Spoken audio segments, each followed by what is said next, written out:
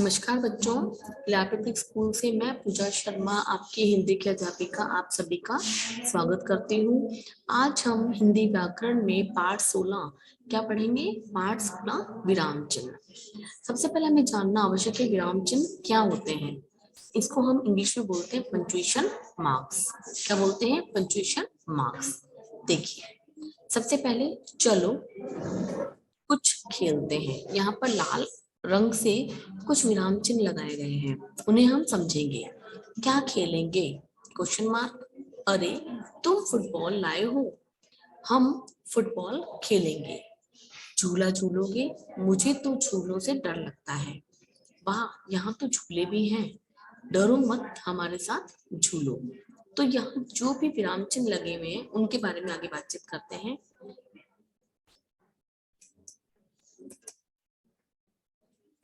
तो आपने देखा सभी बच्चे आपस में बातचीत कर रहे हैं, लेकिन सभी का अपनी बात कहने का तरीका भिन्न है।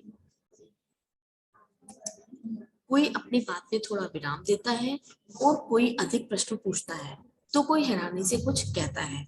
इन सभी भावों को दर्शाने हेतु लिखित भाषा में कुछ चिन्हों का प्रयोग किया जाता है। इन्हें ही विराम चिन्ह कहते हैं। ये विराम चिन्ह कभी कभी इतने महत्वपूर्ण होते हैं कि इनसे वाक्य के अर्थ ही बदल जाते हैं। जैसे, अब ध्यान से समझिए, रोको मत जाने दो। रोको मत जाने दो। देखिए, यहाँ पर रोको के बाद अगर हमने क्या लगाया है? अल्प विराम लगाया है, तो क्या इसमें अर्थ अलग निकल रहा है? रोको मत जाने दो मतलब उसे रोको मत जाने दो। आगे रोको मत, मत के बाद में हमने जब अल्प विराम लगाया है तो जाने दो, तो मतलब रोको मत मतलब मुझे रोको मत जाने दो। तो यहाँ पर अलग अलग इनके अर्थ निकलते हैं। उपयुक्त वाक्यों में शब्दों और शब्द क्रमों में कोई अंतर नहीं है, केवल अल्प विराम के स्थान को बदला गया है, जिससे वाक्य का अर्थ ही बदल गया है। स्पष्ट है कि अपने भावों और विचारों को अधिक से अधिक स्पष्टता के साथ प्रयोग में लाने के लिए हम विराम चिन्हों का प्रयोग करते हैं। तो हमने क्या स्पष्ट किया?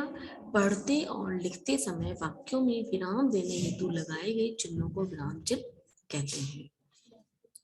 अब हम जान लेते हैं विराम चिन्हों के बारे में। निम्नलिखित विराम चिन्हों को ध्यान से पढ़िए। देखिए, सबसे प्रथम जो फर्स्ट नंबर पर है हमारा है पूर्ण विराम। पूर्ण विराम को हम क्या बोलते हैं? फुल स्टॉप भी बोलते हैं इंग्लिश में। वाक्य पूर्ण हो जाने पर पूर्ण विराम का चिन्ह लगाया जाता है। जैसे, राम अयोध्या के राजा थे, मैं प्रतिदिन विद्यालय जाता हूँ, पिताजी मुझे बुला रहे हैं।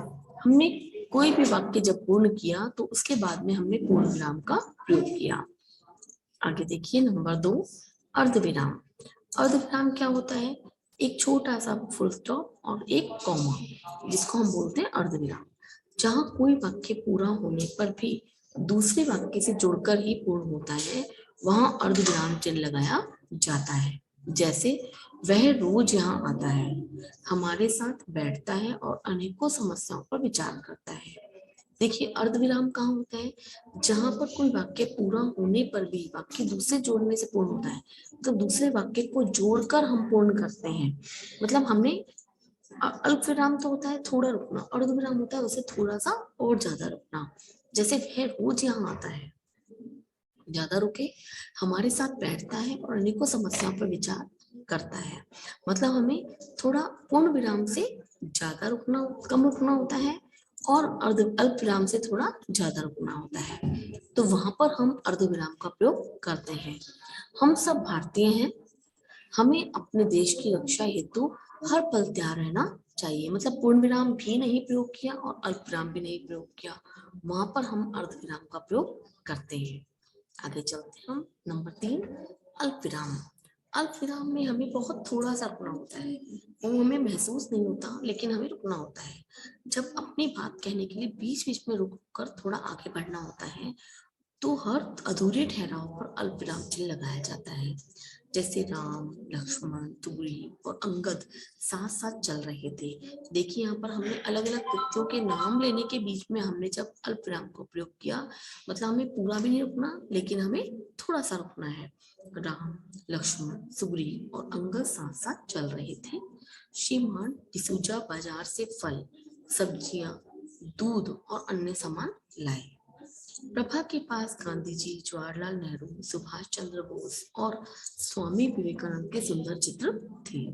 तो हम वाक्य को जब पढ़ रहे हैं उसके अनुसार आप समझ पा रहे हैं कि हमें कितना रुकना है। नंबर 4, प्रश्नवाचक चिन्ह। प्रश्नवाचक चिन्ह प्रश्न पूछने वाले वाक्यों के पूर्ण होने पर लगाया जाता है। जैसे तुम्हें क्या चाहिए। हमने जब किसी से प्रश्न किया तो हमें सिंपल समझ में आ जाता है कि वहां पर हमें प्रश्नवाचक चिन्ह का प्रयोग करना है। आप कौन हैं? प्रश्नवाचक चिन्ह। आप कहाँ से आ रहे हैं? प्रश्नवाचक चिन्ह।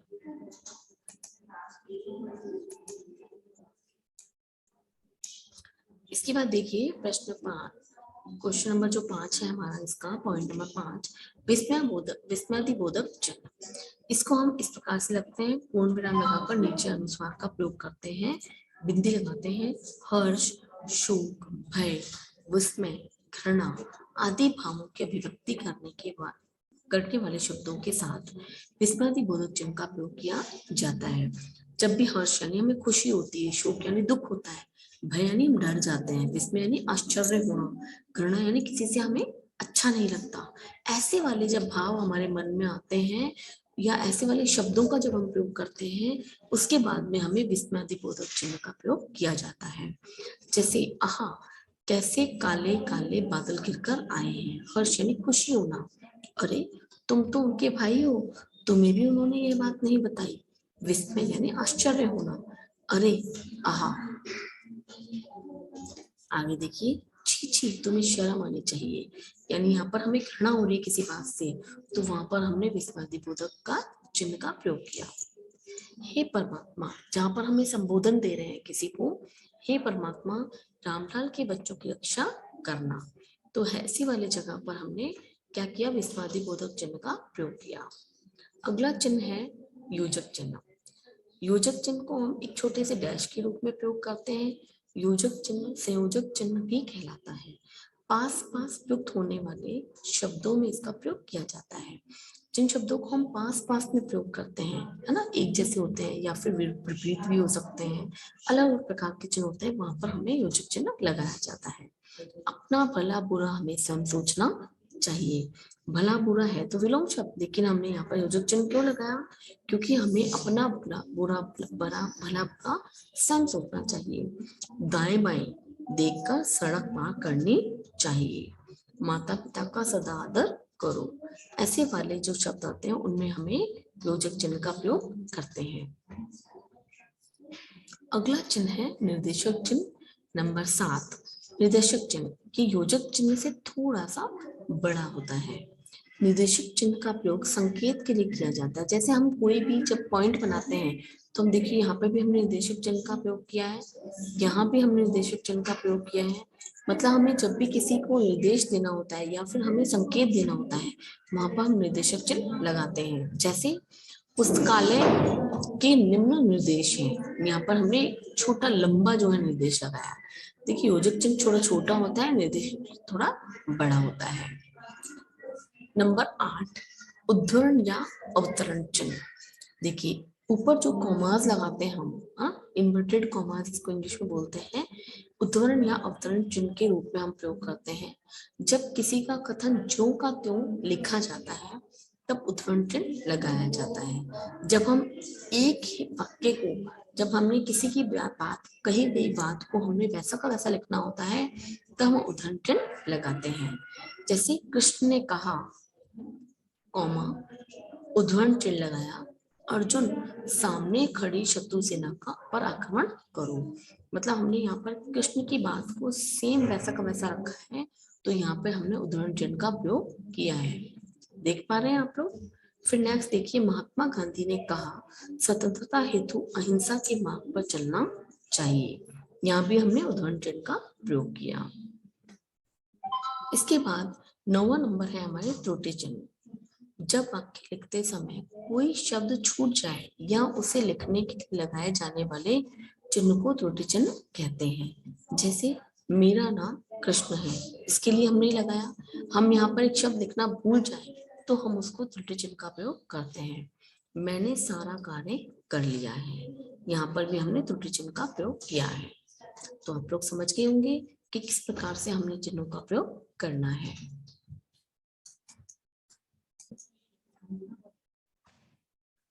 हमने 9 जो है विराम चिन्हों को जाना, उसके बाद हम चलते हैं हमारे बुक पार्ट की तरफ। बुक पार्ट में देखिए बच्चों, सबसे पहले प्रश्न नंबर 1 है, निम्नलिखित वाक्यों में उपयुक्त विराम चिन्ह लगाइए। दिव्या, मोहिनी, सात्विक और राजीव घूमने गए। आपके बुक में नहीं लगा हुआ है, आपको देखना है और फिर लगाना है। दिव्या के बाद में क्या लगाया हमने? अल्पविराम। मोहिनी की बात लगाया अल्पविराम। सात्विक और राजीव घूमने गए, पूर्ण विराम। फिर छी छी यह सब कहते हुए शर्म आनी चाहिए, यानी छी छी के बाद में क्या है? घृणा का चिन्ह है, तो हमने क्या लगाया? अल्पविराम, हम विस्मयादिबोधक चिन्ह, और फिर हमने लगाया पूर्ण विराम। मेले में असंख्य स्त्री पुरुष अल्पविराम, नर नारी अल्पविराम, बाल वृद्ध और अमीर गरीब साथ साथ चल रहे थे। अमीर गरीब के बीच में हमने क्या लगाया? योजक चिन्ह। तो यहाँ पे हमने कौन कौन से चिन्ह लगाए? यहाँ पर हमने लगाए अल्पविराम, और देखिए बाल वृद्ध में भी हमने योजक चिन्ह लगाया, अमीर गरीब में भी हमने योजक चिन्ह लगाया और पूर्ण विराम लगाया। फिर नेक्स्ट देखिए आप, सुभाष चंद्र बोस ने कहा, फिर एक छोटा सा निर्देशक चिन्ह, फिर इन्वर्टेड कॉमा यानी के उद्धरण चिन्ह, तुम मुझे खून दो मैं तुम्हें आजादी दूंगा, पूर्ण विराम और इन्वर्टेड कॉमा यानी के उद्धरण चिन्ह पूरा करना है। समझ में आ गया आप लोगों को? फिर देखिए अरे, फिर क्या अरे के बाद में क्या लगाया? विस्मयादिबोधक चिन्ह, तुम कहाँ गए थे? क्वेश्चन मार्क यानी कि प्रश्नवाचक चिन्ह। इसके बाद प्रश्न नंबर 2, निम्नलिखित विराम चिन्हों का प्रयोग उपयुक्त वाक्यों में कीजिए। हमें अब चिन्ह देखना और यहाँ पर आगे वाक्य लिखने हैं। उदाहरण चिन्ह, राजा ने कहा, तुम मेरे प्रिय मंत्री हो। पहले पूर्ण विराम लगेगा, फिर हमें उदाहरण चिन्ह पूरा करना है। प्रश्नवाचक चिन्ह, तुम कहाँ जा रहे हो? प्रश्नवाचक चिन्ह, अल्पविराम, मैंने आज दूध, अल्पविराम, फल, अल्पविराम, सब्जियां और पनीर खरीदा, पूर्ण विराम। विस्मयादिबोधक चिन्ह, अरे, विस्मयादिबोधक चिन्ह, तुम कैसे गिर गए? प्रश्नवाचक चिन्ह। पूर्ण विराम, मैं विद्यालय जा रहा हूँ, पूर्ण विराम। लाघव चिन्ह, इसमें एक लाघव चिन्ह होता है। डॉक्टर राधिका ने कार्यभार संभाल लिया। जब भी हम किसी डॉक्टर का नाम या फिर हमें कोई भी शब्द जो है वो पूरा नहीं लिखते हैं, वहां पर लाघव का चिन्ह का प्रयोग करते हैं। प्रश्न है जो हम कॉपी में करेंगे। इसके बाद हमें क्या करना है? सही विराम चिन्ह से उचित कॉलम को मिलाना है। उद्धरण चिन्ह मिलाया हमने, पूर्ण विराम, अर्ध विराम, प्रश्नवाचक चिन्ह, त्रुटि चिन्ह, विस्मयादिबोधक चिन्ह, योजक चिन्ह, निर्देशक चिन्ह। आगे चलिए, निम्नलिखित गद्यांश में उपयुक्त विराम चिन्ह लगाइए। ये गद्यांश है, इसके अंदर हमें विराम चिन्ह लगाने हैं। आहा, विस्मयादिबोधक चिन्ह, आज का सूर्योदय तो देखने योग्य है, पूर्ण विराम। क्या कभी इससे पहले भी आपने ऐसा अपूर्व सूर्योदय देखा है? प्रश्नवाचक चिन्ह, यह उभरता हुआ लाल लाल गोला, अल्पविराम, ये नीले पीले, योजक चिन्ह लगेगा, अल्पविराम, लाल गुलाबी के बीच में योजक चिन्ह, छितराए से योजक चिन्ह, रंग, अल्पविराम, ये कलरव करते पक्षी, अर्धविराम, जैसे सूर्य की जय जयकार, योजक चिन्ह, कर रहे हो, पूर्ण विराम। रमेश, अल्पविराम, तनिक मेरे पास आकर उस बादल के टुकड़े को धीरे धीरे सूर्य की ओर बढ़ते हुए देखो। धीरे धीरे के बीच में क्या आएगा? योजक चिन्ह, देखो के बाद में पूर्ण विराम। समझ गए होंगे आप लोग। अब देखिए क्वेश्चन नंबर 4, निम्न विराम चिन्हों के सही विकल्पों का चयन करके उन पर हमें क्या लगाना है? सही का निशान लगाना है। अर्धविराम, क है अर्धविराम, पूर्ण विराम, ग है पूर्ण विराम। इस तरीके से हमने अपना बुक पार्ट भी जाना। अब चलते हैं हम इसके कॉपी पार्ट की तरफ। बहुत छोटा सा कॉपी पार्ट है, इसलिए साथ साथ में हम लोग कर लेंगे। पाठ 16 विराम चिन्ह। प्रश्न 1 है, विराम चिन्ह से आप क्या समझते हैं? उत्तर है, पढ़ते और लिखते समय वाक्यों में विराम देने हेतु लगाए गए चिन्हों को विराम चिन्ह कहते हैं।